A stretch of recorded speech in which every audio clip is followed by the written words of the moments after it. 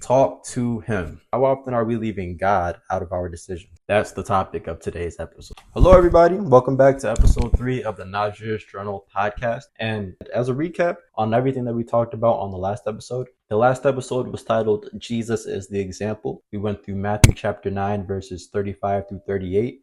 And in that, just to summarize what that whole area of the Bible is about, it starts off with Jesus doing all these amazing miracles. He's healing all these people that need healing. And then he says that the harvest is plentiful, but the workers are few. So a lot of people are coming to see what I'm doing. A lot of people are coming to me, but it's not a lot of people that are doing the work of the kingdom. And what's beautiful about what Jesus said is that before he even instructs us to do something, he showed us what to do in the work, in the miracles that he was doing in the first place, and healing all these people that needed healing. But back to the topic of today's video. Today, what we're going to be talking about is why we need to include God in everything that we do. This is why the Bible tells us to pray without ceasing. So we're going to go through a few different parts of Joshua chapter 9, and we're going to start off in Joshua chapter 9, verse 3.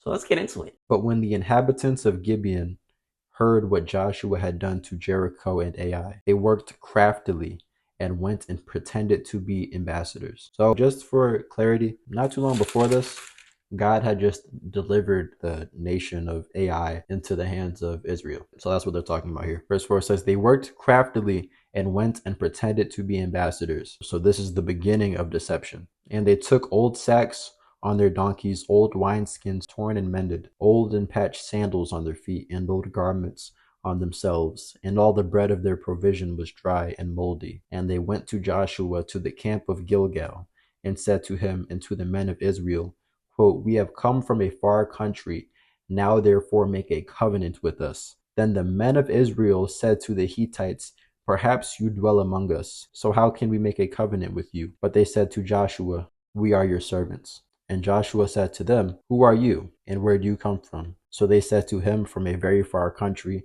your servants have come because of the name of the Lord your God.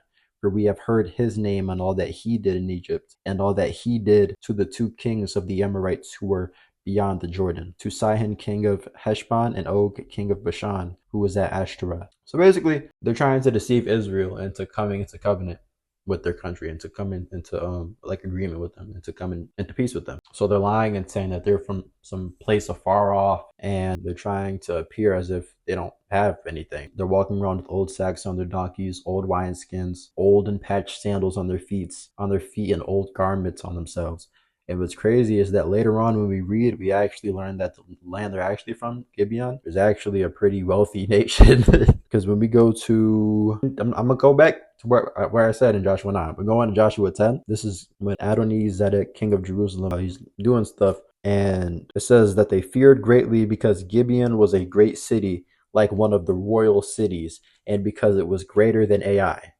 And Ai is the nation that God had just delivered to Israel. Now we're reading in Joshua 10 that Gibeon was a greater nation of that. So some people, it says inhabitants of Gibeon, they came from a wealthy place and tried to act as if they were opposite and stuff. So deception. And then the Israelites fell for it. Why? Because it says right here in Joshua chapter 9, verse 14, then the men of Israel took some of their provisions, but they did not ask counsel of the Lord. So Joshua made peace with them and made a covenant with them to let them live. And the rulers of the congregation swore to them. So look at that. How many times have we made a decision without the Lord's approval? Now, this is not me saying every time you make a move, right before you brush your teeth, God, should I floss today? It's obvious stuff. Yes, you should floss, right? But stuff like your relationship with God should be a constant part of your day. Like if you were in a marriage, there has to be communication about decisions that are being made. Right, you're coming into covenant with a whole other country. This is something that you should talk to God about. You know what I'm saying? But they didn't, so they were deceived, and now they were in covenant. It sound familiar? All right.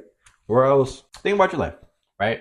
And look at the worst situations you've been in. I'm not saying everything was your fault, but a lot of things started off with us not listening to God. A lot of things started off with in pride and us saying, "I know better than God," even though that might have not been at the forefront of us just saying, "I know better than God." It's what our action spoke for us and said that, right? When we decide to act outside of God's will, because had they just asked God, I would have told them they're deceiving you, but they didn't. It says, but they did not ask counsel of the Lord. So Joshua made peace with them and made a covenant with them. right? Look at a relationship. You got lonely, you got thirsty, you got desperate, or you believe the lies of a woman. In Genesis, the serpent deceived Eve and try to twist God's words and did God really say, and like all that type of stuff. This is why it's important to just constantly be rooted in your relationship with God. Keep going back to Christ, right? You have a question, back to the Word. You have doubt, back to the Word, right? Because this will save you a lot of unnecessary things, right? Say someone just pops up on your timeline, you're like, oh, wow, that's a beautiful woman,